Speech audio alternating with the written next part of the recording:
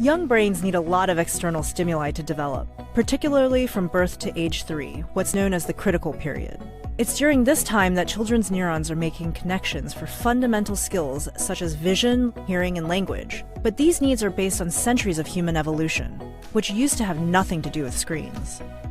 Consider a child watching a video instead of listening to parents read a book. It's a far different experience for the brain. Rather than kids learning to focus and imagine the story, the device presents everything to them, so certain cognitive systems become underdeveloped.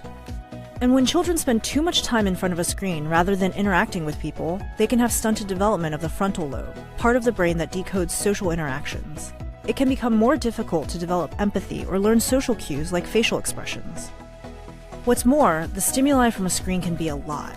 Colors, sounds, stories, all at a super fast pace.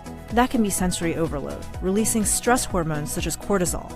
It can also overactivate the brain's reward systems, like the addictive hormone dopamine, getting kids used to immediate gratification they wouldn't get in the real world.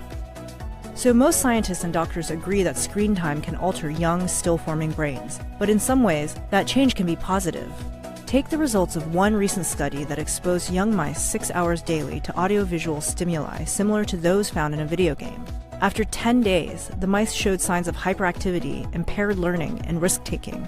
But the mice also stayed calm in an environment that usually would have stressed them out.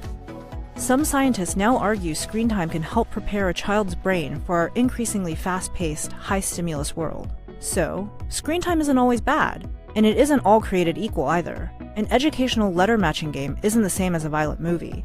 As with many things, the key is moderation. Limiting daily screen time and making sure the child can function in all of modern life, not only with screens, but in the real world too.